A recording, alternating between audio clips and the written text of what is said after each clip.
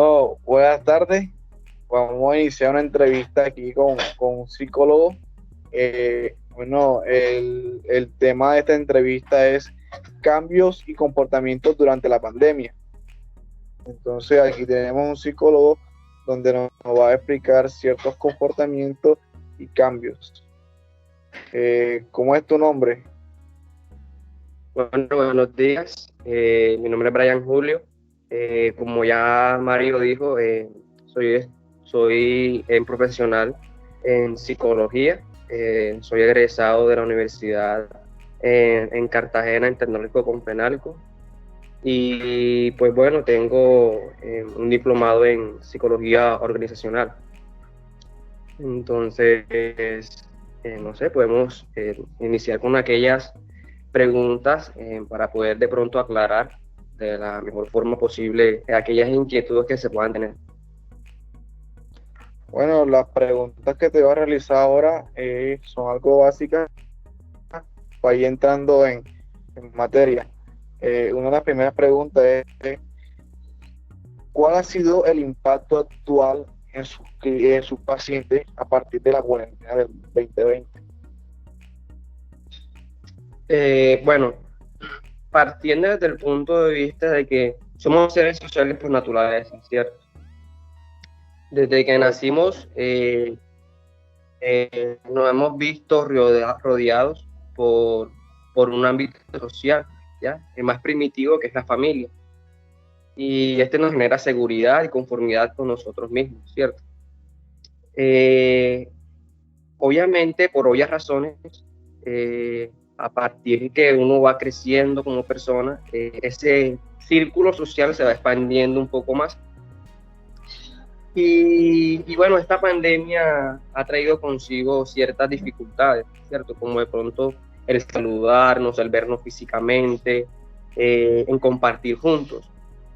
Y esto trae dificultades a nivel psíquico como ansiedad, como estrés, como eh, depresión, y son dificultades que no nos permiten continuar con nuestro desarrollo y afecta no solamente a la persona como individuo, sino que también afecta a su círculo social primitivo como la familia. Ok. Eh, Otra pregunta. ¿Cómo cree que cambiará su ámbito de estudio a partir de hoy, la pandemia en 5 años? Bueno, hay algo muy obvio y es que cuando nos referimos al ámbito social, las personas, cuando tú le preguntas sobre qué es un psicólogo, cómo es visto el psicólogo dentro de la sociedad, es visto como una persona que maneja a personas que están locas, así, eh, y es un concepto errado, ¿cierto?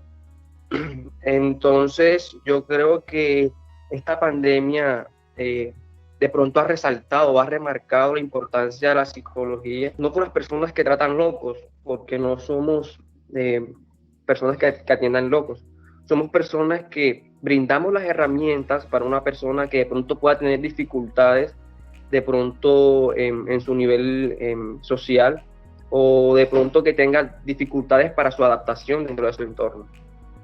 Así que esta pandemia, como ya dije antes, ha venido desencadenando un montón de situaciones con las personas que les pueden impedir su crecimiento, ¿sí? Así que yo creo que de aquí a 5 años la psicología va a generar un impacto muy positivo en esta sociedad, ya que de pronto ayudará a estas personas a tener una mejor estabilización psicológica, a que puedan nuevamente integrarse a la vida social, a que esas inconformidades que han tenido a nivel psicológico las puedan regular, ¿ya? De pronto esa ansiedad, ese temor de pronto al salir otra vez, ese temor al saludar a otra persona nuevamente, puedan ir superándose poco a poco, ¿ya? Para muchas personas, la pandemia, aunque ha sido difícil,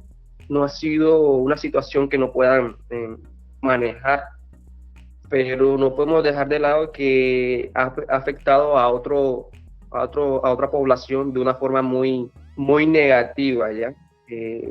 Hay muchas personas que, como te digo, han caído en depresión y han tenido intentos de suicidio, han tenido situaciones muy difíciles con su familia, y la psicología es un ámbito, es una ciencia que puede ayudar a esta sociedad a superar todas esas dificultades. Correcto, muy bien. Mira, estas preguntas son más o menos relacionadas con el tema de arquitectura y esas cosas, cómo son sus cambios y comportamientos dentro de ciertos espacios. Entonces, hay una pregunta que yo tengo, que es, ¿cómo la psicología influye en la arquitectura? No sé si tienes algún tipo de conocimiento en eso. Bueno, mi conocimiento sobre lo que es la arquitectura no es muy amplio, pero haciendo de pronto un análisis, cómo puede afectar la psicología o cómo puede afectar la psicología sí, en la arquitectura, o cómo puede viceversa la arquitectura afectar a la Influye. psicología, influir. ¿Cómo influye la arquitectura en la psicología? O viceversa también, porque hay temas que, por ejemplo, en ciertos espacios está una persona, ¿cierto? Entonces, ese espacio juega como, ¿cómo te explico? Algo psicológico en la persona, cómo en realidad él se siente, y se siente a gusto, cómo se siente asfixiado en ese lugar, ¿sí me entiendes? Ok. Entonces, no sé si bueno, vamos, te hago otra pregunta. No, yo, si me ¿Qué permite, lugares considera usted que son propios? Voy a hacer otra pregunta. ¿Qué lugares sí. considera usted que son propicios para mantenerse saludable mentalmente durante un largo periodo de tiempo, como es la cuarentena? Bueno, bueno, yo creo que de pronto en esta puedo de pronto también abarcar un poco la pregunta que me hiciste anteriormente.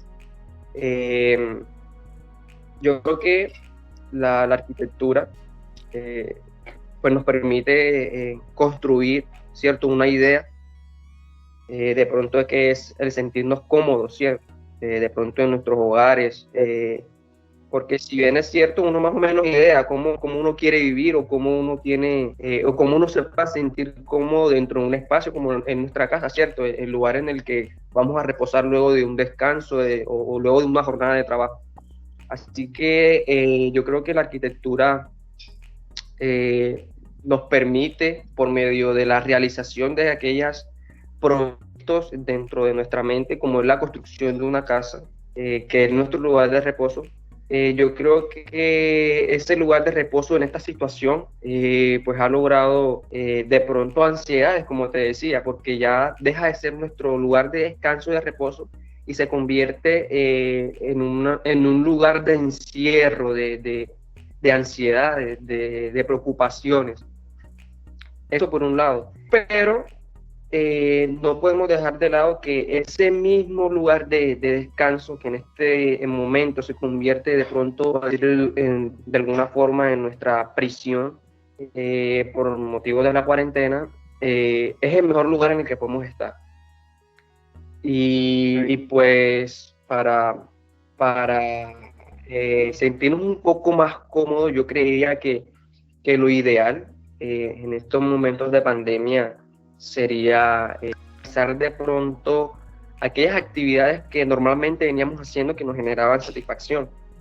En el caso de nosotros los jóvenes, si éramos personas físicamente activas, que les gustaba ir al gimnasio, que les gustaba correr, que les gustaba manejar bicicleta, aunque ya no podamos salir a la calle a manejar bicicleta o no podamos ir directamente al gimnasio, creo que son actividades que dentro del espacio que te lo permite, puedes seguir ejercitando. Y esto ayuda también a nuestra estabilidad física. Y podemos hacer flexiones, podemos hacer abdominales, podemos hacer sentadillas. O sea, el hecho de que estemos en un lugar sin pesas no significa que no podamos seguir ejercitándonos. Por ejemplo, aquellas actividades de mesa, juegos de mesa, también son importantes, nos ayudan a despejar un poco la mente, a distraernos, a compartir con nuestras familias y a olvidarnos un poco sobre la situación que estamos viviendo actualmente. Para aquellas personas que no se encuentran en ansiedad, que no saben cómo manejarla, pues el gremio de psicólogos siempre utiliza mucho lo que son los mandalas, ¿no? Aquellas figuras geométricas que nos permiten colorearlas y prestar un poco nuestra mente a estar un poco mucho más tranquilos, nos permiten ejercer una atención sobre un objeto. Entonces, yo creería que esas son las cosas que podríamos hacer mientras estamos encerrados en nuestras casas para mantener una mentalidad positiva, para tener una vida psicológica saludable. Ok. Bueno, ya una última pregunta. ¿Cuál o cómo es el estado mental de una persona que se siente encerrada por un largo tiempo? Sí, como te decía, obviamente ahorita nos encontramos encerrados en nuestras casas y esto genera, como te digo, ansiedades. ¿Cómo se presentan estas ansiedades a nivel físico? Con manos sudorosas, con estreñimiento, con que me duele mucho la cabeza, con que no sé qué hacer, que las manos me sudan demasiado, que no sé cómo controlarlo. Y pues obviamente como estamos presentando problemáticas a nivel fisiológico o biológico, creemos que son problemas físicos, ¿cierto? Pero nosotros también manejamos lo que es problemáticas psicológicas que se presentan por medio de estas situaciones, ya como manos sudorosas, palpitaciones del corazón. No sé si alguna vez lo has experimentado, pero a veces nos sentimos mal y vamos al médico y el médico muchas veces nos dice, pero es que usted está bien. Los exámenes que le estoy mostrando muestran que usted está bien, usted tiene alto su índice cardíaco, está bien, no sé qué, el azúcar está bien, esto está bien, así que no comprendo cuál es la razón de estas anomalías que está presentando en su cuerpo. Y son anomalías que justamente las presenta el cerebro, ¿ya? A veces nos preocupamos mucho por cómo estamos físicamente, pero nos olvidamos del ámbito psicológico. Entonces, nos permite tener una vida saludable, mucho más tranquila. Entonces, afecta mucho, el estar encerrado afecta mucho tanto con la ansiedad como en la depresión también. El estar encerrado, como te decía, sociales por naturaleza. Y estamos acostumbrados a compartir con nuestros amigos, a pasarla bien. Y el hecho de estar aquí encerrados en nuestras casas genera un impacto muy, muy, muy negativo en la conciencia. Bueno, entonces, eso era unas preguntas que te quería realizar. Entonces, muchas gracias por tu aporte. Ya está. Entonces, que tengas buena tarde. Me alegra. Gracias. Bien. Bueno, me alegro de pronto de alguna forma, de pronto aclarar algunas situaciones. No sé si fue lo suficientemente claro, espero que sí. Y bueno, que tengan buena tarde. Listo, muchas gracias. Dale.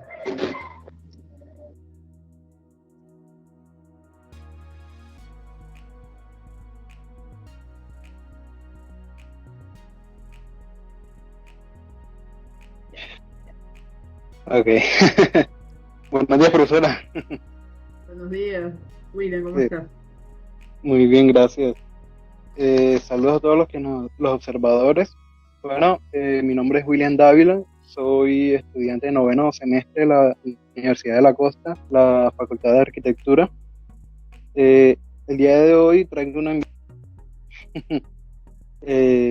profesora de tiempo completo y arquitecta María Verónica Machado. Profesora, por favor, coméntenos un poco más de su experiencia. Buenos días, William. Primero agradecerte por la invitación a esta entrevista y luego decirles que soy arquitecta, egresada venezolana, egresada de la Universidad del Zulia en Maracaibo.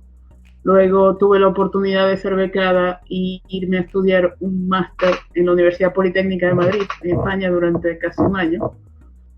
Y regresé a dictar docencia y a hacer investigación en la universidad en Venezuela, la misma que me formó. Estuve allí durante 24 años y ahora, gracias a todo, estoy aquí en la Universidad de la Costa, dando clases y también haciendo investigación como doctora en arquitectura y otras actividades dentro del arte, la arquitectura, el diseño y también la filosofía. Como no me canso de estudiar, también estoy haciendo una maestría en filosofía. Como si fuera poco. Bien, una introducción a la entrevista de hoy. El gobierno colombiano nos impuso esta cuarentena obligatoria y estricta alrededor de 5 meses y 7 días, haciendo mal cálculo, en el que todos nos vimos obligados a vivir, habitar y permanecer en nuestros hogares por un largo periodo de tiempo. La entrevista de hoy, por lo tanto, conlleva el tema de cambios y comportamientos durante esta pandemia.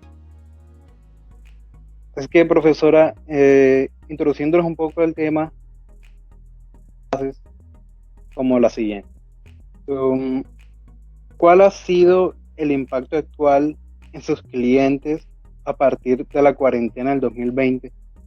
En cuyo caso de no tener clientes, tal vez en sus colaboradores o en su mismo trabajo. Es decir, ¿cómo ha impactado esto?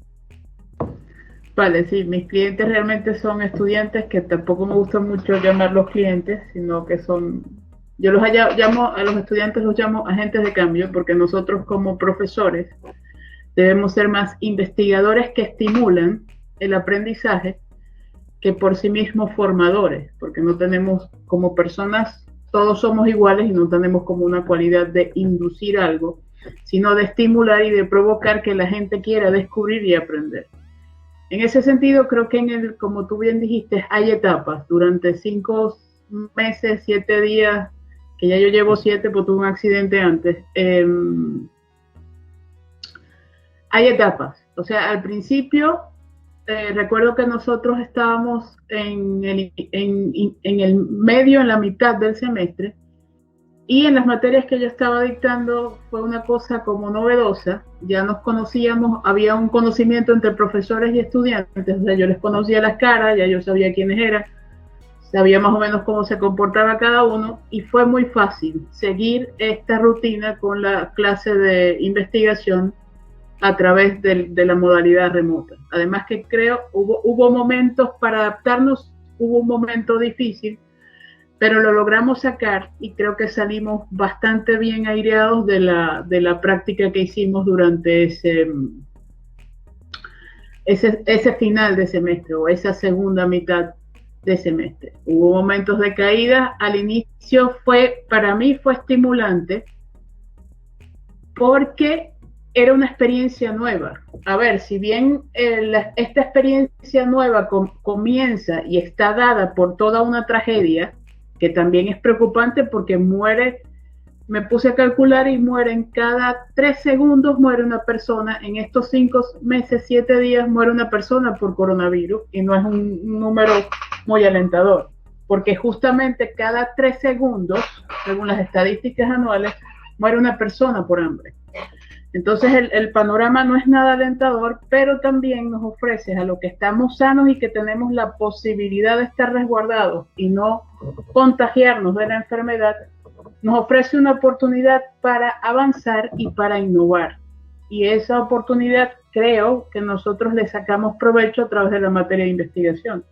O sea, hicimos actividades como, por ejemplo, que ya las habíamos hecho en clases, pero aquí la incentivábamos, como que nos apropiamos de una youtuber y a través de la youtuber pudimos nosotros desarrollar varios puntos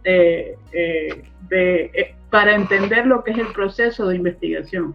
O sea, cómo transferir toda esa formación científica rigurosa, cómo podemos determinarlo y cómo podemos sacarlo a través de una youtuber. Después de esa etapa que fue emocionante, que empezamos a descubrir cosas y de manera creativa también generamos mucha cantidad de cosas, no solamente con los estudiantes de la materia, sino en otras áreas, porque también teníamos que pensar que nos estaban deteniendo el cuerpo, pero que gracias a las potencialidades que nos ofrece la comunicación virtual, nuestra mentalidad podía ser expandida, y creo que allí es donde teníamos que hacer incidencia al principio. Obviamente, estar tantos meses recluidos en una casa sin movilidad, eso nos lleva a otras cuestiones que no son pertinentes para nuestra salud. O sea, había que hacer una rutina. Por ejemplo, yo aquí en casa tengo una terraza y yo tenía una rutina que era casi un hábito, ya lo he perdido un poco, pero era casi un hábito de salir todos los días media hora a la terraza a tomar sol, para por lo menos tener algún tipo de contacto, el cuerpo tuviese algún tipo de contacto con el exterior. Pero ahora, como sí ya han permitido la salida, ahora sí salgo. Al principio estaba muy temerosa porque yo soy población de riesgo y no sabía uno no sabía cómo acometer tal circunstancia.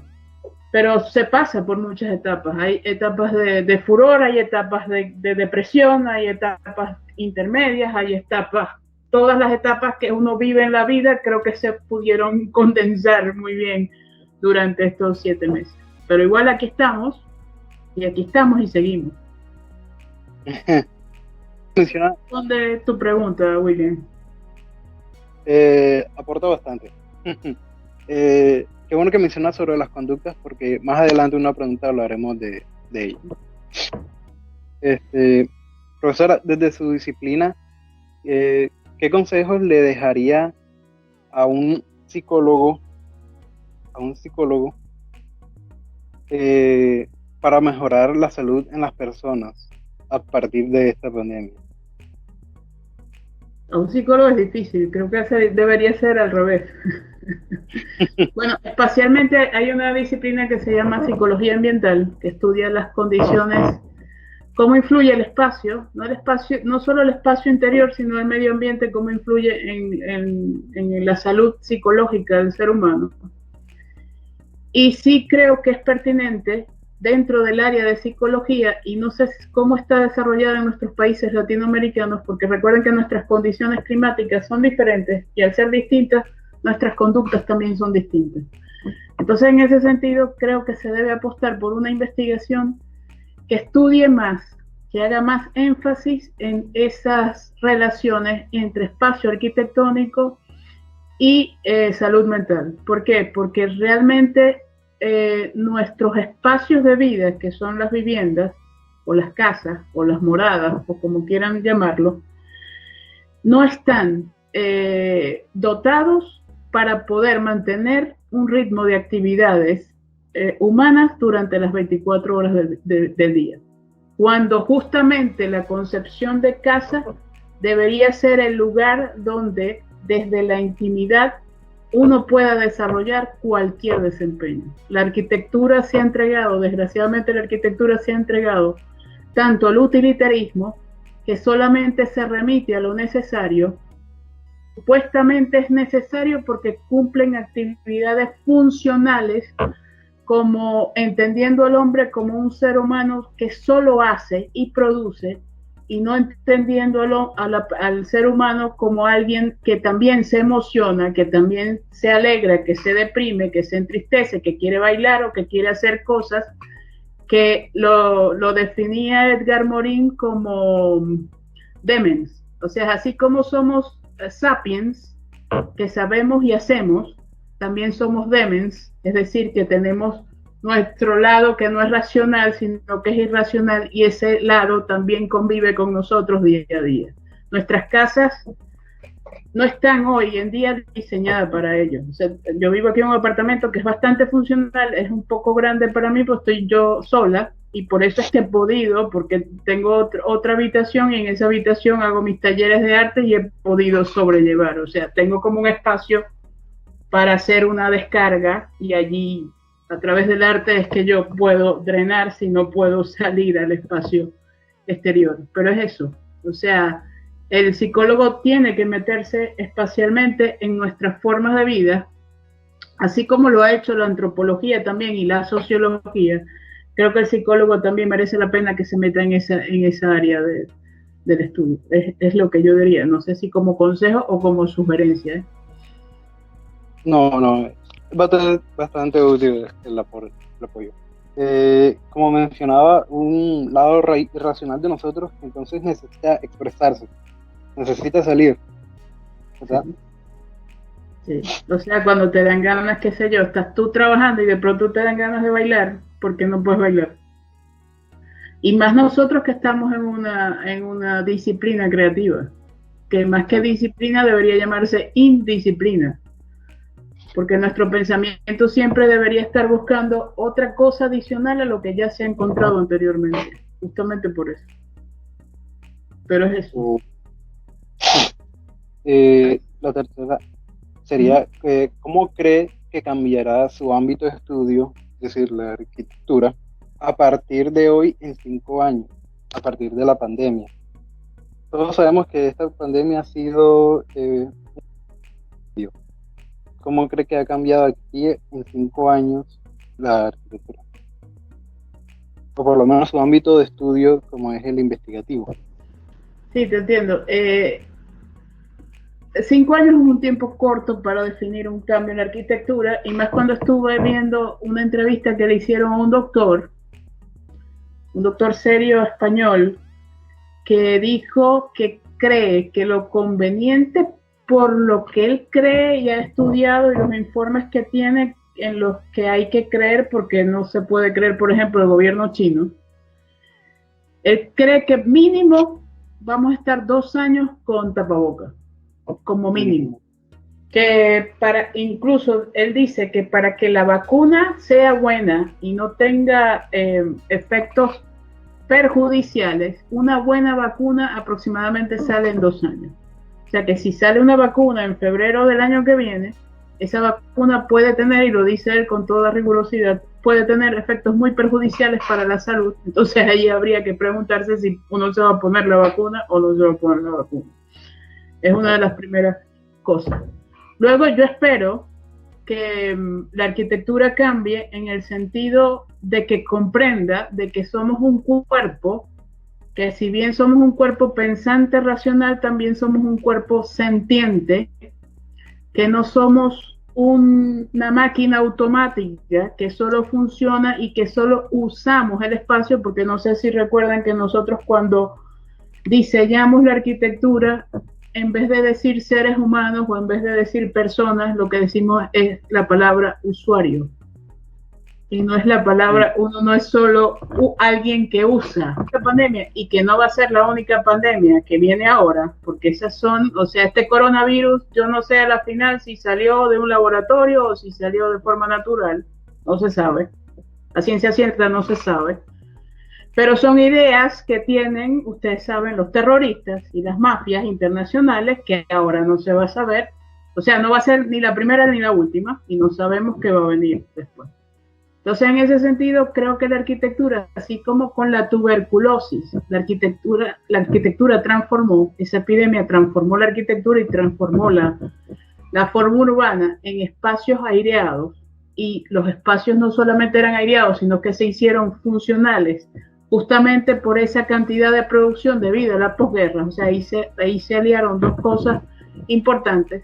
Ahora esta guerra que nosotros tenemos con el virus, también tiene que entender que nuestros espacios son para un cuerpo que habita, que siente, que piensa, que es razón, pero que también es demencia, y que no solo se aboca o se refiere a una necesidad, y que no solo debe cumplir con unos estándares de calidad determinados por unas normas que se basaron en unos criterios higienistas que devienen de una pandemia como por ejemplo la tuberculosis, que es completamente diferente de la cuestión de hoy. Hay que estudiar muy bien las consecuencias de estos y las cuestiones de hoy, y además tener en cuenta esta conectividad global a través de la virtualidad para poder generar otro tipo de cosas. Entonces espero yo que la arquitectura comience a expandirse y a ampliarse en el territorio, y que comencemos a ver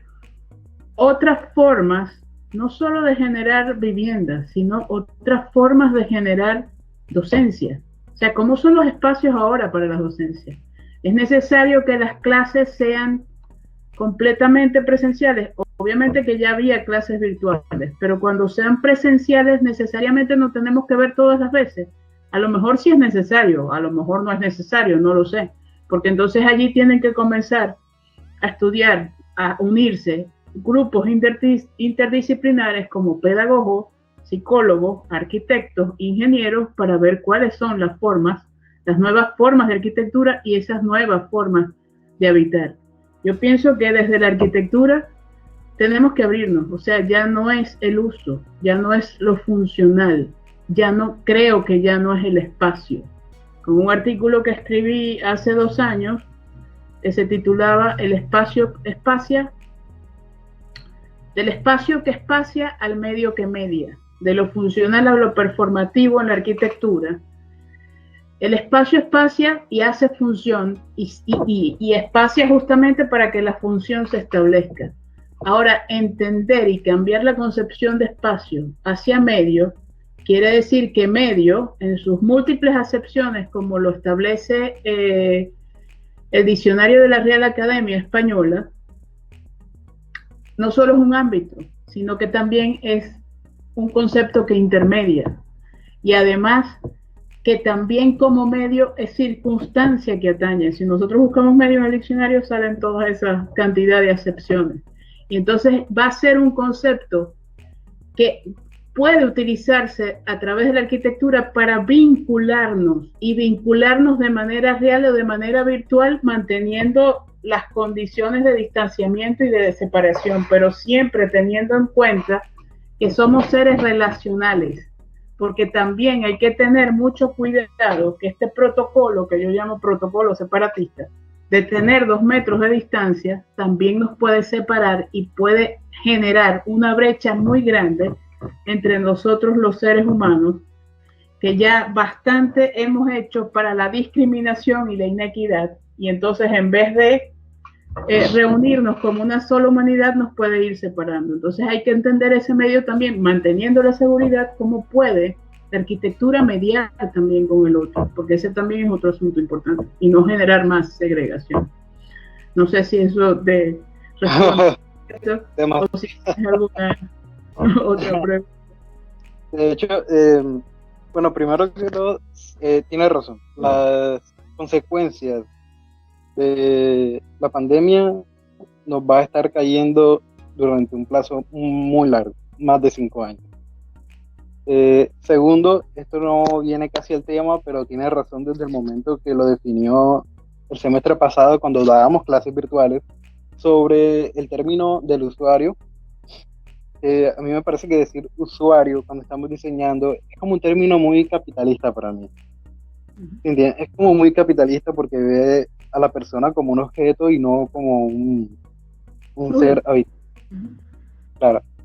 En tercero, es irónico como un virus, esta enfermedad, a pesar de que está matando muchas personas alrededor del mundo y la está distanciando durante un largo periodo, las personas van a extrañar esta época en la que todos estábamos unidos, inclusive podíamos chocar miradas en las calles, toparnos con quien sea.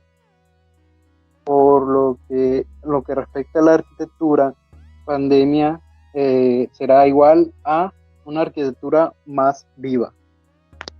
Como usted mencionó, las viviendas, y no solo viviendas, la urbanización, anhelará el periodo donde las personas querían estar juntas y deberían estar más pegadas unas a otras, por lo que su diseño entonces en el futuro va a cambiar tanto para momentos de crisis como esta, como para los momentos que ya existían en los que todos estábamos reunidos.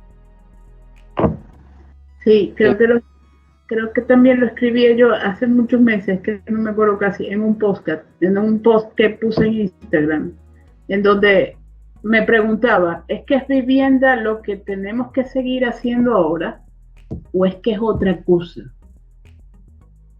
O sea, vivienda porque vives las 24 horas, sí, pero solo es el espacio de la domesticidad, porque ahora también está lo público, que no es tan público porque tú estás viendo ahorita de mi casa lo que yo quiero que tú veas, ¿me explico? No es tan público, estamos compartiendo el espacio, pero no es que estamos en un espacio público, porque el espacio público es el espacio que no tiene restricciones, supuestas, entendido desde los términos originarios que lo definen, ¿me explico?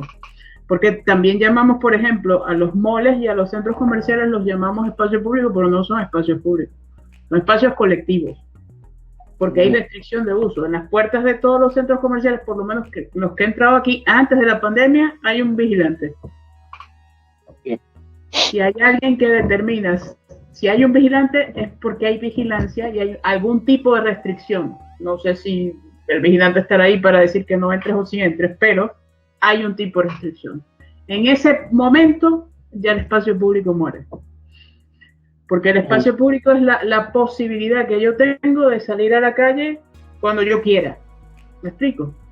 Claro, al menos que sea un maleante, un delincuente, que es lógico que tenga un tipo de restricción, pero en ese otro sentido, lo público no tengo por qué tener un vigilante que me esté recibiendo en ninguna parte. Claro. Y cuando estamos compartiendo el espacio virtual, esa era una reflexión que hacía con unas amigas, aquí estamos compartiendo el espacio. Idealmente estamos partiendo el espacio, porque estamos a pantalla partida, tú estás en una parte de la pantalla y yo estoy en otra parte de la pantalla y así me estás viendo tú. ¿Sí? Es un medio virtual. Y el cuerpo obviamente no está, el cuerpo está en otra parte. O sea, está aquí plantado, pero no está allí, en donde estamos nosotros en la conversación. Claro. Entonces, la conciencia no es capaz de experimentar el espacio.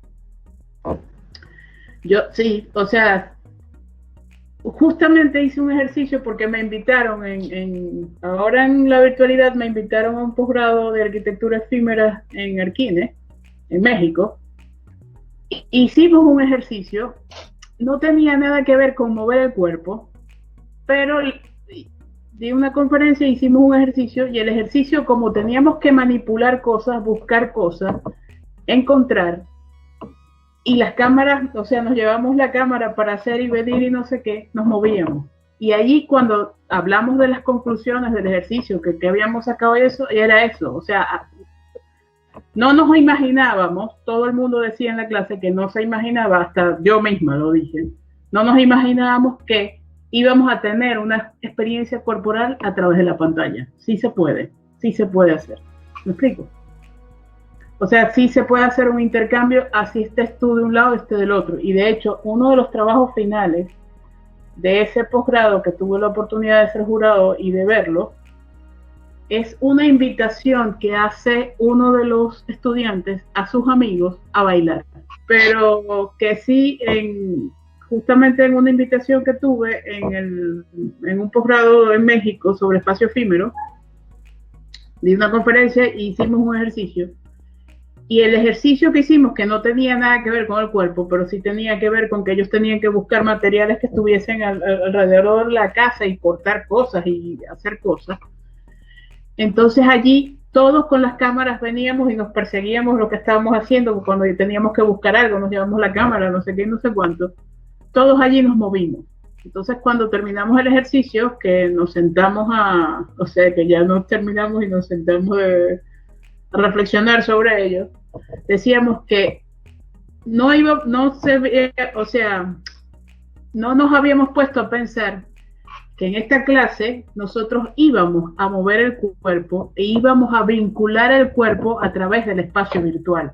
O sea que realmente sí hay posibilidades en ese sentido de tener experiencias, obviamente de tener experiencias moviendo el cuerpo. Y te decía también que uno de los estudiantes del posgrado, como trabajo final, presentó, su trabajo final es generar un espacio efímero, ¿ok? A partir de la experiencia que tenían dentro del confinamiento.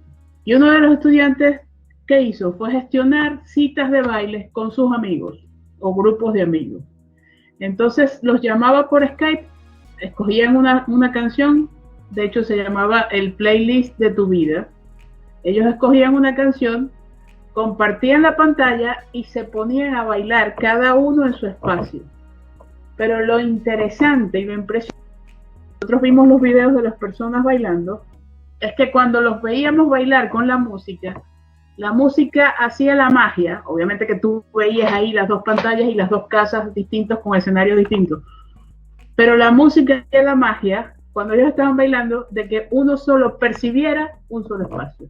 O sea, nunca la barra esta que divide las dos pantallas en el Skype, en el Zoom, nunca la percibimos. O sea, siempre vimos como si ellos estuvieran bailando juntos. ¿Me explico?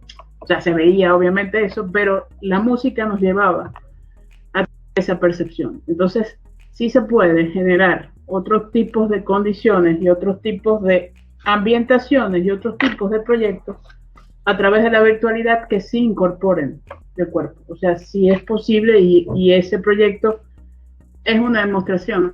De hecho, en el canal de IGTV del departamento está la entrevista, está en la segunda parte, eso fue el 30 de septiembre, ahí está la entrevista y ahí está la explicación completa de todo lo que hizo él en ese ejercicio y es impresionante.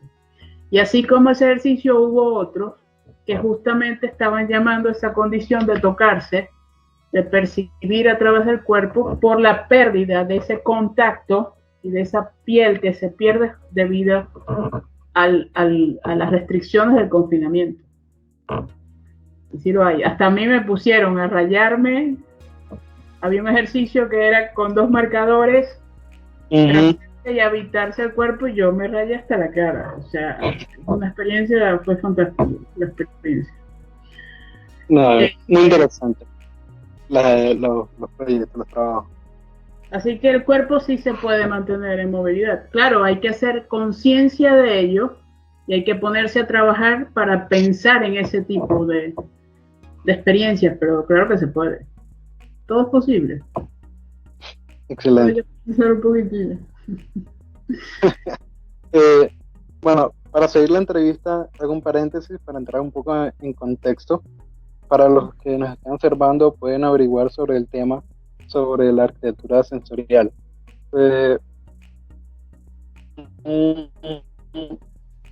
Una temática importante es lo que aquí conocemos. Se congeló la pantalla, William. Entender la red. ¿Volví? ¿Ya? Sí, ya volviste. Estaba hablando de la neuroarquitectura. Es la disciplina compartida entre la neurociencia y la arquitectura moderna, que se ha encargado de entender la relación entre el espacio y el funcionamiento del cerebro en relación a él. Por lo tanto, buscar crear espacios y edificar lugares en los cuales las personas pueden sentirse felices, tener bienestar, mejorar su productividad y aumentar su calidad de vida. Con esto va relacionado un tema que también pueden investigar y es llamada la sinestesia. Con fines biológicos, la sinestesia es la impresión que sentimos en una cierta región corporal a partir de un estímulo aplicado en otra diferente. Se la escribe también como conceptos como concesión asociada o sensación secundaria. Siguiendo esta línea de pensamiento, va a la siguiente pregunta. ¿Dentro de qué entornos y características de texturas se siente más cómodo una persona? Pensando ya como un arquitecto diseñador, ¿qué entornos o características con texturas o colores se siente más cómodo una persona? Ok, allí tenemos que tener cuidado por dos cosas. O sea, justamente creo que la arquitectura neurológica o la que se diseña con espacios neurológicos, justamente por eso, por ser de principio neurológico, tiene que tener la prevención de que todos los seres humanos no somos iguales. No todos los seres humanos reaccionamos, si bien hay cosas generales, no son exactamente iguales. No reaccionamos a los estímulos nunca de la misma manera. Parecidas las reacciones, pero no son idénticas. Ahí habría que hablar entonces del principio de identidad. Por otra parte, nosotros como arquitectos, que eso lo dijo un Pritzker y yo dije, le tienen que quitar el Pritzker por eso. ¿Sabes lo que es el Pritzker? Es como el premio Nobel de Arquitectura. Es el Oscar. El arquitecto es Alejandro Aravena, y en una de las entrevistas que le hicieron, espero que se haya equivocado, porque una de las entrevistas que le hicieron después que le entregaron el Oscar, exacto, el Pritzker, dijo que nosotros los arquitectos, algo así, a lo mejor lo parafraseo mal, pero lo tengo citado en un artículo que publiqué, está publicado en una revista brasileña, lo pueden buscar ahí, que nosotros los arquitectos modelábamos la vida de los seres humanos. Nosotros no modelamos la vida de los seres humanos. Nosotros como arquitectos, eso lo hacía la arquitectura moderna, y por eso es que había un modulor y una medida estándar. Nosotros como arquitectos tenemos que comprender las vidas humanas y las particularidades, más aún cuando hacemos vivienda, las particularidades de las vidas humanas, para nosotros entonces poderles proponer sus propios hábitos. Y de eso también trabaja mucho el profesor Mauricio Cava. O sea, cuando él habla de una arquitectura sensorial y una arquitectura de los sentidos, es justamente eso. Yo percibo, voy a poner un caso patológico, por ejemplo, los daltónicos. O sea, los daltónicos no distinguen entre rojo y verde, creo. ¿Me explico? Estoy hablando del caso patológico. Pero a lo mejor, por ejemplo, a mí, la temperatura del ambiente me gusta a 25 grados. Pero resulta que tengo mi pareja y a mi pareja le gusta 23. ¿Cómo resuelves tú allí ese problema? ¿Sí me explico? Claro. Y te estoy hablando de una tontería, de una estupidez, pero también te puedo hablar de un ejercicio que hizo Peter Eisenman en una de las casas. Él hacía las casas 1, 2, 3, tal. Creo que fue la 10. Una de las casas que hizo es que generó un divorcio. Una de sus casas generó un divorcio. Entonces, en ese sentido, tenemos que tener mucho cuidado. Yo no te podría decir cuáles son exactamente las formas y las indicaciones para que una persona se pueda sentir cómoda. Creo que primero hay que entrar en contacto con la persona, entender cómo reacciona la persona sin preguntárselo directamente, porque la persona a lo mejor a conciencia plena tampoco lo sabe. Porque lo que menos uno se percata es en cómo uno habita el espacio y cómo te gusta la temperatura y cómo te gusta el sofá y cómo te gusta, ¿me explico? Es lo que uno menos se percata. Entonces a lo mejor hay que observarlo sin que se dé cuenta, porque todas estas cosas hay que hacerlas de manera que no se dé cuenta la gente. Baja el radar. Entonces, sí, a lo mejor hacerles preguntas y es entablar una conversación como si te estuvieras tomando un café en una parte y ya está, y ahí comenzar a detectar. Nosotros tenemos que saber detectar muy bien, y por eso es muy importante comprender, o sea, nosotros tenemos que entrenarnos en comprender lo que está debajo de la superficie. O sea, no podemos ver las cosas solo por la apariencia, sino que tenemos que ver las cosas por detrás de ellas. Y entonces en esas detecciones es que nosotros podemos entonces intuir para cada quien cómo puede ser un espacio agradable, confortable, cómodo, etcétera, etcétera. Fíjate, por ejemplo, esta cadena de trabajo, WeWork, que ahora nuestras oficinas estaban allí antes de la pandemia. Había espacios de trabajo que parecían, todos eran igualitos, pero habían espacios de recreación y espacios donde uno se podía relajar, que no todos eran iguales. Entonces ya eso te comienza a decir a ti, y no te estoy hablando de ejemplos rigurosos científicos, sino que simplemente te estoy hablando de una cadena comercial. Ya eso te comienza a decir a ti que no todo el mundo se relaja de la misma manera. ¿Me explico? Y no todo el mundo hace a su comodidad de la misma manera. Modélicamente, la arquitectura moderna, porque no es lo mismo arquitectura moderna que contemporánea, Modélicamente la arquitectura moderna nos quiso meter por una sola forma de entender el mundo, porque era una visión de mundo, una sola forma de ser cómodos, una sola forma de trabajar y una sola forma de hacer, pero nos hemos dado cuenta que no es así. Eso llegó a su crisis y llegó a su crisis a finales del siglo pasado y ya, por eso te digo que todo en arquitectura es lento. Llega a su crisis del siglo pasado y aquí en América Latina apenas se está viendo esa condición de cambio. Y con la globalidad ese tiempo va a ser aún menor, pero sí va a haber tiempos de cambio. Entonces, sé que no te respondo a la pregunta, pero justamente no te quiero responder porque no debo responderle. ¿Me explico? No es mi deber responderla, sino que es mi deber indagar en ello, en cada uno de los clientes o en cada uno de las personas que van a habitar algo que yo voy a proyectar para entonces de allí proponer. Esa sería. Claro, podría decirse entonces que cada uno tiene criterio suficiente para apropiarse del espacio. Es que cada uno es un mundo. Es que somos 8.000, bueno, censados, como lo dijo alguien, 8.000 millones de habitantes en el mundo y tenemos 8.000 modos de habitar el mundo. Así nos metan, por ejemplo, aquí en esta torre viven 11 por 4, 44 familias.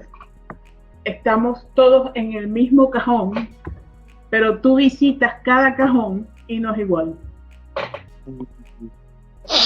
Y ahí entiendes que no somos iguales. Solamente con eso. Claro.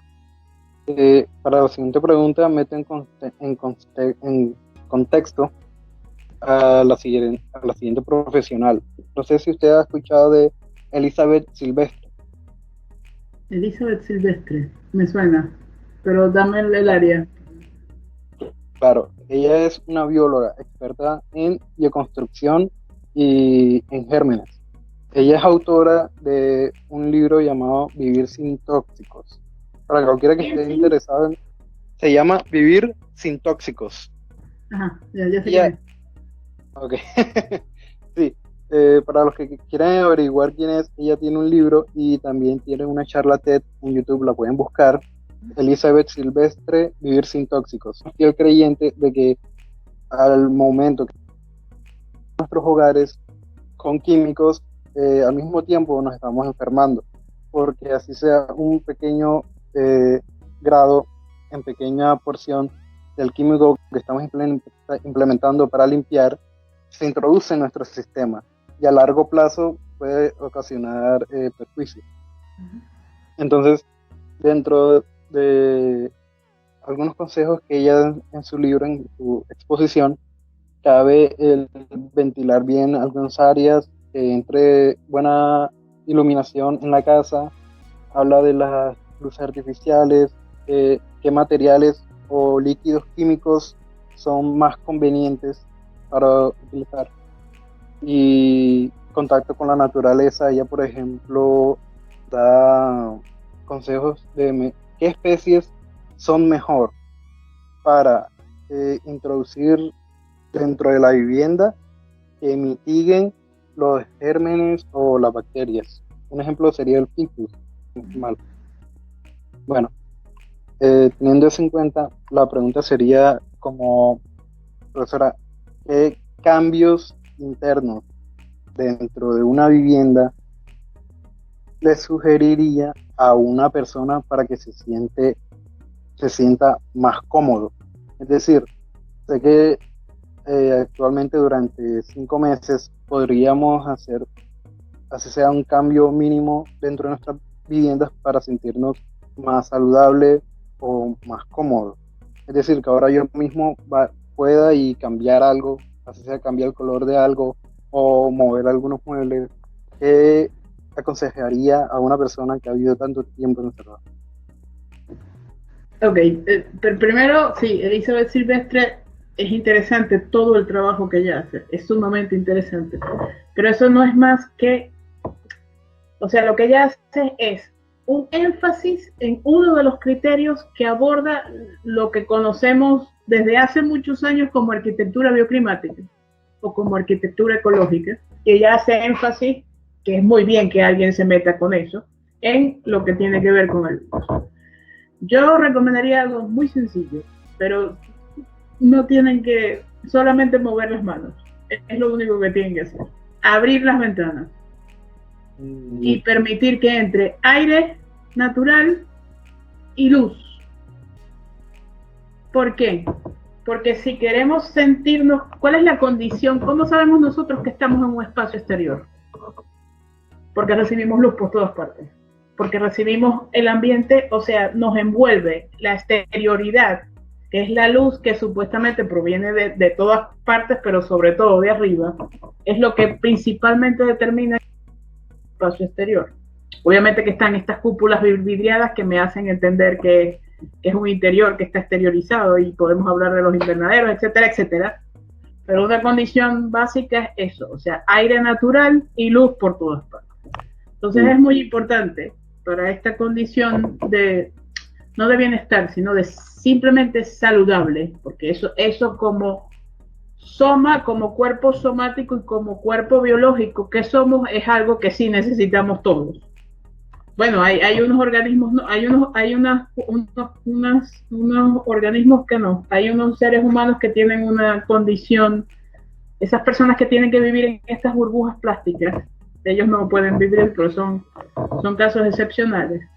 Pero nosotros necesitamos y necesitamos luz y aire, o sea, no tiene que ser todo el día, pero sí en un momento del día que por toda la casa todas las ventanas estén abiertas y que por toda la casa circule aire y que se vea completamente iluminado. O sea, yo mantengo aquí, salvo esta, que la de la habitación, que la subo y la bajo durante todo el día, todas las demás están, las ventanas obviamente tienen que estar cerradas porque se pueden meter animales y eso, pero las persianas están arriba y hay un momento en el dado que abro todo, o sea, que se ventile y circule absolutamente todo.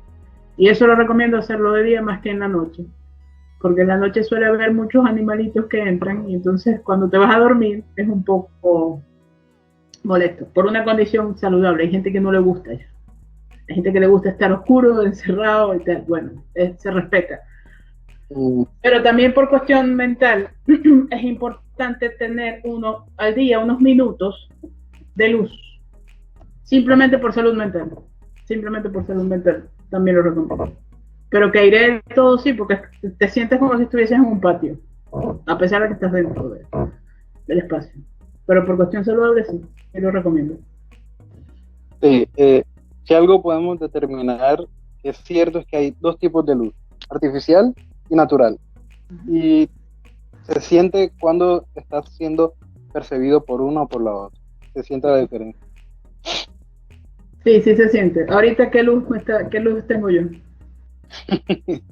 Esta pregunta ya estaba pensando en el Feng Shui, el arte oriental de acomodar muebles del Feng Shui.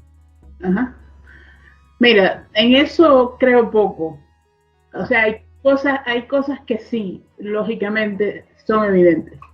Pero hay unas cuestiones que se han ido más por cuestiones decorativas que por comprensiones esenciales que creo que no hacen falta. O sea, cuando uno comienza, por ejemplo, a leer las condiciones, no es que soy un experto tampoco, pero sí he leído algo sobre las condiciones, cómo viven los orientales, tú entiendes que la forma de vida del oriental es comprenderse desapegado de lo material. Es decir, que ellos viven a través de la ausencia y a través de comprender que son seres que nacen, crecen, reproducen y mueren. ¿Me explico? De que somos existencia, no que estamos infinitamente de eso. Y una de las principales cosas, y justamente estaba leyendo un filósofo coreano que estudió en Berlín o vive en Berlín, que se llama Byung-Chul Han, tiene un libro que se llama Ausencia, que lo recomiendo porque habla de arquitectura. Él en ese libro de hecho dice que los orientales no habitan, transitan.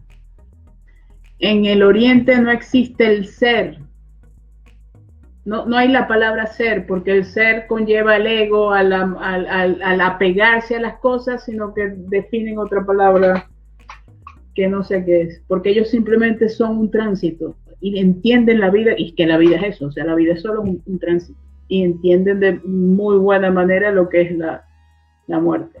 Y entonces hablan de la ausencia y de esas cuestiones, y es muy interesante comprender cómo hay otra cultura que mientras nosotros los arquitectos apostamos por el habitar, porque me incluyo, ellos no apuestan por el habitar, sino por un transitar. Y entonces en ese tránsito tú entiendes la esencia de la casa japonesa, la esencia de los templos japoneses y la diferencia con las catedrales. Por ejemplo, el templo japonés en diferencia con la catedral. El templo japonés lo que hace es mediar en el ambiente, mientras que la catedral cristiana lo que hace es enfatizar la búsqueda de esa divinidad que está en un eje superior. Entonces en uno hay jerarquías, mientras que en el otro la jerarquía se pierde. Y así hay una cantidad de cosas. Entonces, más que comprender que si muevo el mueble para acá y que si hace esquina con no sé qué, que los 90 grados y la no sé qué, no sé cuánto, que eso me complica la vida. Porque sí lo vi, incluso en el máster que hice en España nos daban esa parte de eso. Eso me complica la vida. Yo prefiero entenderlo desde la esencia y desde allí comenzar a accionar y a gestionar el espacio. Es entender eso, pero eso no todo el mundo, así como no todo el mundo es afín al Feng Shui, no todo el mundo es afín a desapegarse a las cosas, porque tenemos que entender que nosotros vivimos en una cultura occidental que está muy apegada a lo material. Entonces, en ese sentido, nosotros como arquitectos tenemos que comprender simplemente y respetar esos modos de vida. Pero ya que me hablas del Feng Shui, creo que es, o sea, lo que te puedo aportar es eso, que hay que comprender, la cultura oriental hay que comprenderla y no tomar las cosas como tips, ni como recetas, sino comprender de dónde viene el Feng Shui. O sea, cuál es lo que lleva a ellos a vivir de esa manera y cuál es lo que supuestamente a ellos les genera esas formas de que las esquinas y las no esquinas y las no sé qué, no lo sé. Pero eso habría que estudiarlo para entonces poder entender. Es como cuando te dicen a ti una estrategia bioclimática. Tienes que proteger la ventana que esté orientada al este. Y habrá uno que no entienda por qué tengo que proteger. O una persona que no estudia arquitectura, que no tiene por qué saberlo, te va a decir, pues tengo que proteger nada. Y no va a proteger nada. Pongo una cortina y pongo aire acondicionado. ¿Me explico?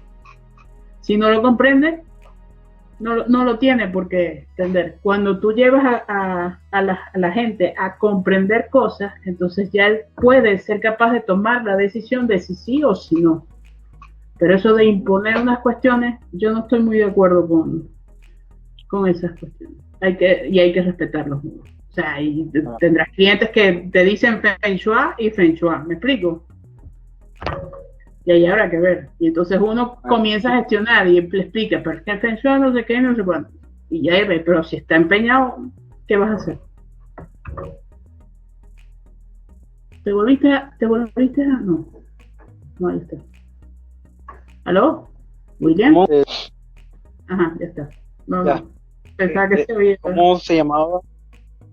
¿Cómo se llamaba el...? Sí.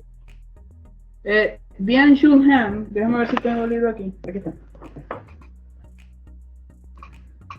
¿Se ve? Sí. Byung-Chul Han, Ausencia. Ajá. Acerca de la cultura y filosofía del Lejano Oriente. Ok. Ahí te queda registrado ya en la pantalla. Sí, claro, es interesante. Y lo venden bueno, aquí. Lo venden en las librerías aquí. Dime. ¿Sí?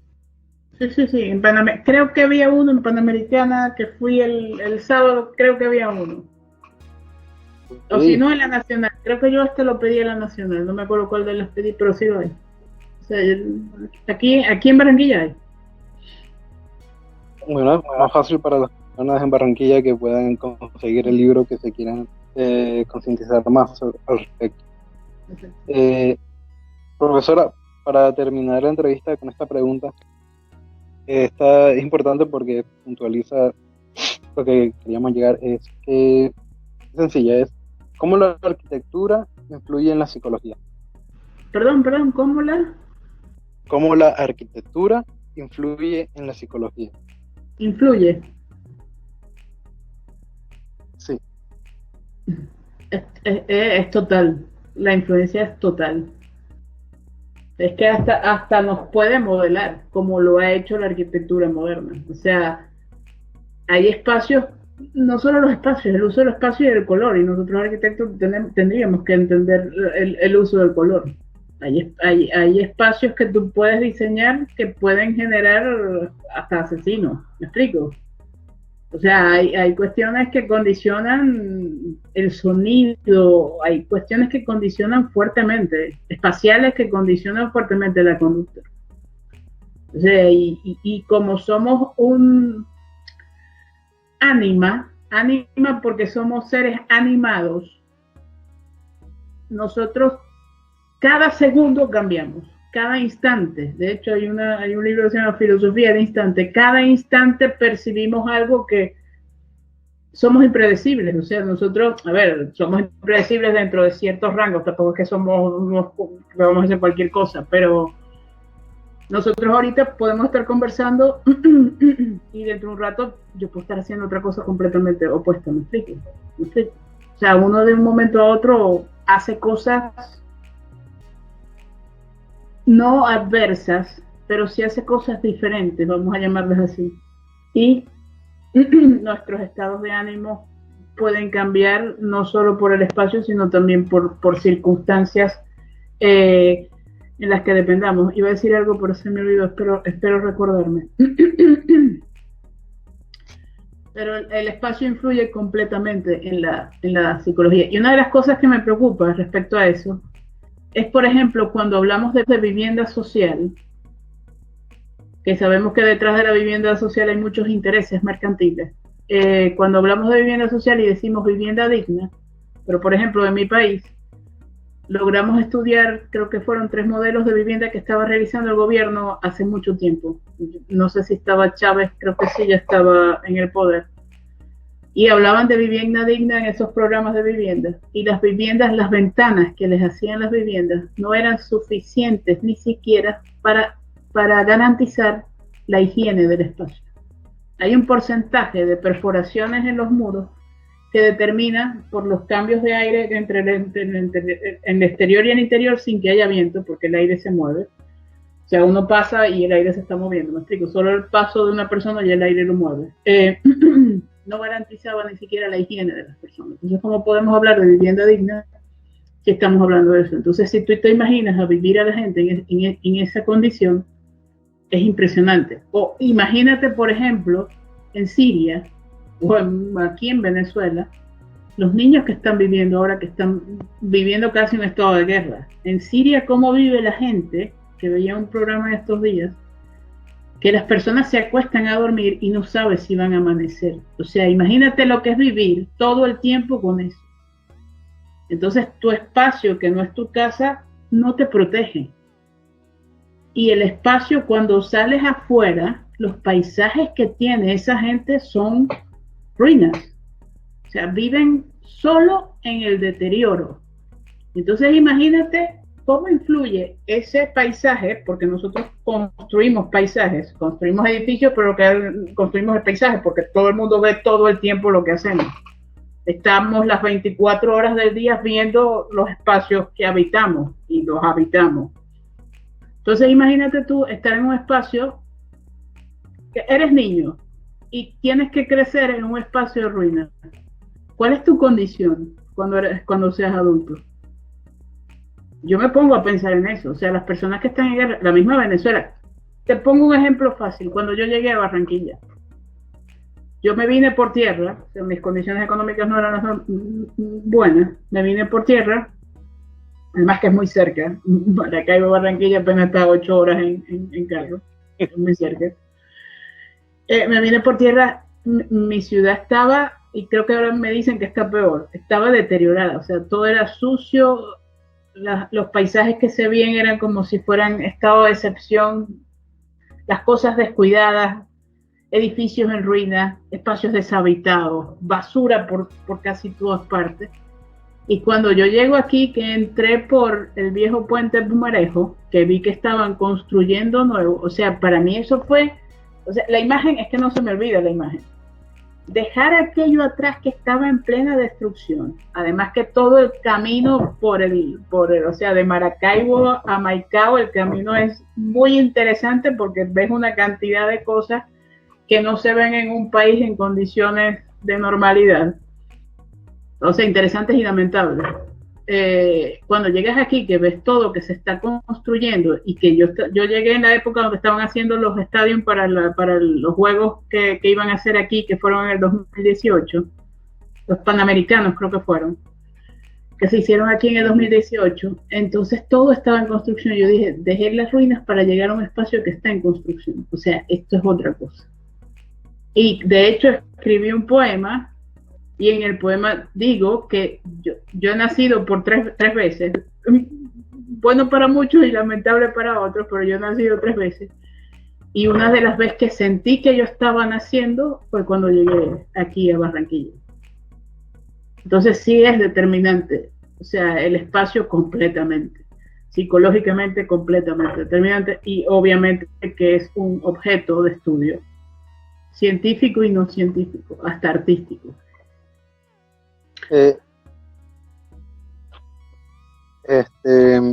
Bueno, primero, yo recuerdo cuando usted se presentó con nosotros como nuestra profesora el semestre pasado, mencionó que hasta logró diseñar un espacio que hizo llorar a la gente. Yo siempre he querido escuchar esa historia.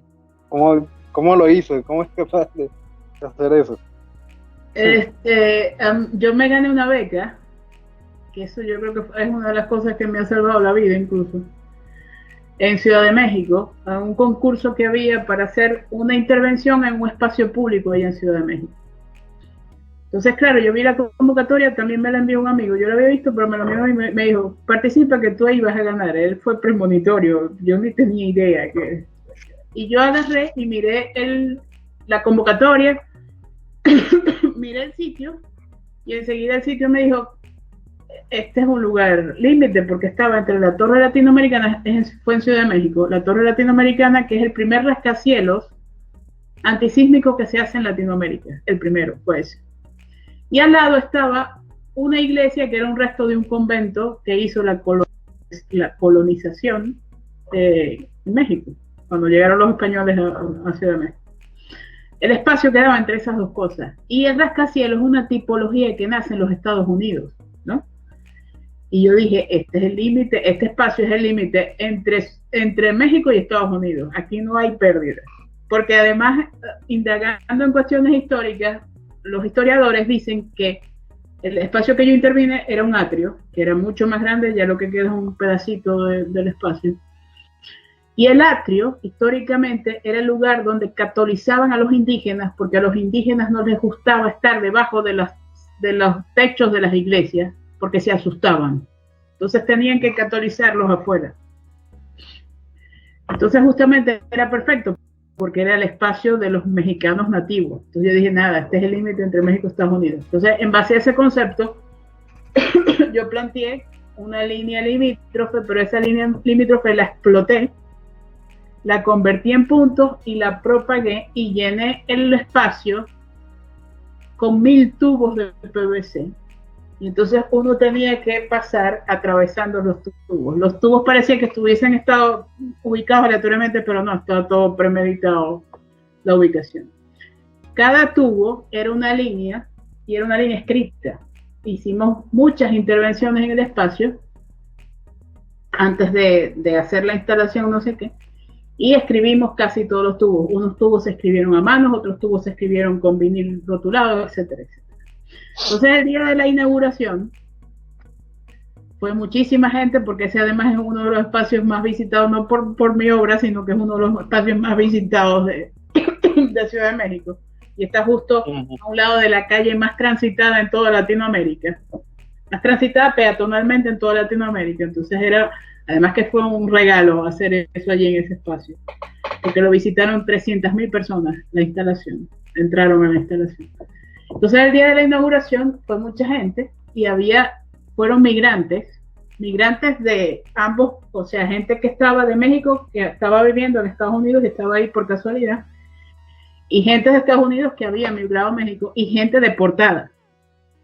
Entonces hubo gente que, claro, con las frases, con el hecho del espacio que no te limita, sino que te dejaba pasar y no sé qué, la gente se emocionaba y empezaba a leer, porque realmente tú, o sea, cuando tú estabas dentro del espacio, tú te sentías que estabas en un bosque. ¿Me explico? Si me dejas, te busco ahorita, dará tiempo para que te busque una presentación que hice. Déjame ver si la puedo abrir. Para que veas el espacio. Y simplemente son puros tubos. O sea, ahí no hay ni techo ni nada extraño. O sea, simplemente son unos tubos de PVC escritos, pero la gente, cuando entendía el sentido de lo que hice, se emocionaba y lloraba. Y de hecho, te puedo decir también que yo visité en el año 2009, tuve la oportunidad de viajar a Madrid, y en el Reina Sofía había una obra de una artista brasileña que se llama Mira Schendel. Ya que no consigo la... Y yo también lloré con esa obra. Y eran simplemente unos hilos de nylon que colgaban del techo. Y yo llegué ahí y no es que hubo inducción, no, nada. Yo llegué ahí, miré eso, le estaba entrando un rayo de luz por detrás y las lágrimas salían solas. Fue una cosa impresionante. Entonces, en ese momento, que fue antes de la intervención que hice, ¿cómo es que comparto pantalla? Ya hasta se me olvidó cómo comparto pantalla. Ay, ya. Entonces, en ese momento, aquí está, esta es la instalación. En ese momento yo entendí que sí, que había experiencia estética y que la experiencia estética es algo que te puede conmocionar tanto que te hace llorar. Aquí te voy a pasar, déjame poner pantalla completa para que lo veas completo. Esto es cuando estábamos ubicando los puntos. Ya va, que está un poco lento. Esto es cuando estábamos ubicando los puntos en el atrio. Y luego hicimos un performance. Después que los ubicamos todos, hicimos un performance que la gente se paraba allí en la línea. En ese lugar es que está dibujada esta línea que está aquí. Esa es la línea limítrofe entre México. Bueno, una aproximación a la línea limítrofe ya está pixelada. A la línea limítrofe entre México y Estados Unidos. La gente se paró ahí. Y entonces, de manera performática, a través del cuerpo, mostramos lo que significa el límite hoy día, que es la separación. Entonces, por eso es que la gente está ahí, espalda con espalda, se separa, y hasta que llega al borde del atrio, en el borde del atrio se voltea. Yo estaba diciendo, ahora caminan, y después voltéense, se voltean, y ahora avanzan, uno frente al otro, para encontrarse, y allí al encontrarse ustedes se abrazan. Entonces, eso justamente era lo que buscaba la instalación final, convertir la idea de separación del límite en una idea de encuentro, que es la frontera. La frontera viene de frontis, de estar enfrente. Uno no está enfrente solo para enfrentarse, sino que también está frente al otro para abrazarlo, para besarlo, para hacer cualquier otra cosa afectuosa y no necesariamente como cuestión de disputa. Entonces ese es el espacio. Hicimos intervenciones con los ciegos que se disfrutaron el espacio, o sea, lo paseaban mejor que cualquier vidente. Ellos entraron a lo que le agarraron, que eran cada 40 centímetros los tubos, ya, o sea, paseaban, y entonces ellos hacían las guías, visitas organizadas. Entonces a las personas que veían le ponían un antifaz y los paseaban por el espacio sin vista, y era increíble. Y justamente ese texto que está allí leyendo esta chica, yo no tengo idea de lo que dice ahí, porque ellos nunca nos quisieron revelar lo que decía en cada uno de los mensajes.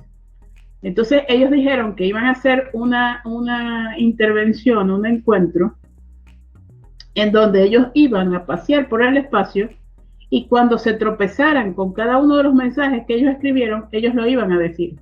Pero en el momento que lo estaban escribiendo, no nos los dijeron nunca.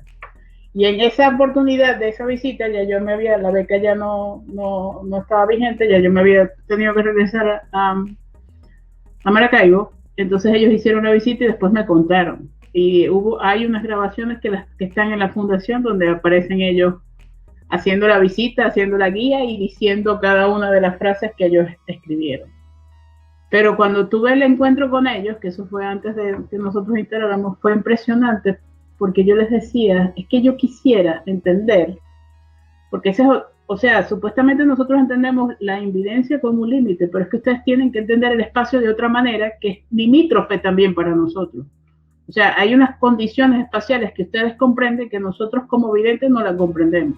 Y en ese intercambio, en eso se basó mucho el intercambio. Y una frase que dijo uno, que para mí fue fulminante, que me dijo, cuando se me cae un objeto, el espacio se me hace infinito. Ahí me mató. Claro, cuando a un ciego se le cae algo, ¿cómo lo encuentras? ¿Me explico? Es una cosa impresionante. Y eso es este es el espacio que hizo llorar a la gente, que yo ni me esperaba que la gente llorara, ¿no? Y estas son todas las acciones y las colaboraciones que hicimos. Estos son deportados que escribieron un manifiesto allí en el espacio. Estos son ellos escribiendo el manifiesto. Esto es gente que llegaba, hubo unos días que abrimos, yo todavía estaba allá, y llegaba y escribía frases, y entonces las ponía, porque los tubos se sacaban y se metían. Fue una instalación bastante fácil de hacer para la cantidad, porque tenía que ser muy fácil de instalar para poder poner tanto tubo allí en ese espacio. Esta fue una travesura que pedí hacer y me dijeron que sí. No sé si has leído el libro de Rayuela de Cortázar. No. En la página 87, el protagonista hace alusión a que estaba leyendo un libro y en el libro había una frase que tenía que ver con el límite. Y él dice en la novela que la frase se repetía tantas líneas como tenía la página. Entonces yo conté las líneas que podía tener una página y justamente tenía el libro de Rayuela en la mano. Conté las líneas que tenía esa edición de Rayuela y esa frase que él dijo ahí la repetí tantas, creo que fueron 40 veces, y las coloqué en un sitio estratégico que solo en un punto tú podías ver corrido todas las frases. Entonces ese era también un juego que tenía la instalación, o sea, había cosas de cualquier... Este es la estación. Y ya.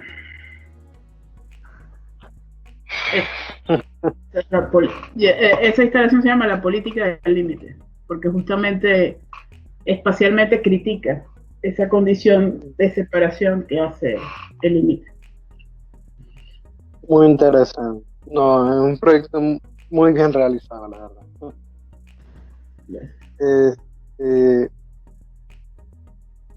Como comentario final, era sobre la arquitectura influenciando sobre las personas, y también quería mencionar un poco sobre lo que usted comentó sobre el mundo que nos rodea, cómo se nos es impuesto y nosotros no podemos hacer algo al respecto.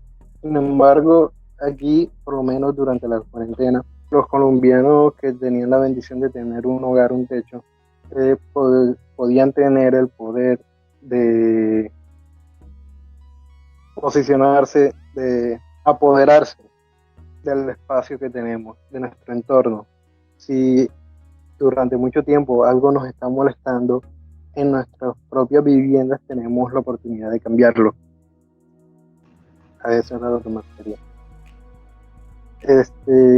Y así sin más, creo que ya podemos dar por terminada la entrevista.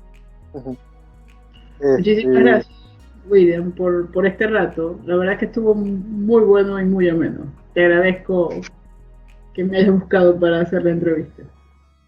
Sí, gracias a usted por sacar tiempo para esta entrevista. Fue muy educativo también. Todo estudié, tengo que aprender de todo. Es que todos siempre tenemos que estar abiertos a aprender. O sea, todos todo el tiempo aprendemos. Todo el tiempo aprendemos. A veces no queremos y lo negamos, pero sí aprendemos. Bueno, gracias por su tiempo y sus aportes. A todos los interesados ya pueden revisar el video. Bueno, que a todos los que estén interesados en este tema pueden revisar otra vez en el video y investigar los temas que tocamos como la neuroarquitectura, la sinestesia, a Elizabeth Silvestre, al oriental, que se me olvida el nombre. Bien, Julian. Gracias. Y esto sería todo por hoy. Vale. Gracias.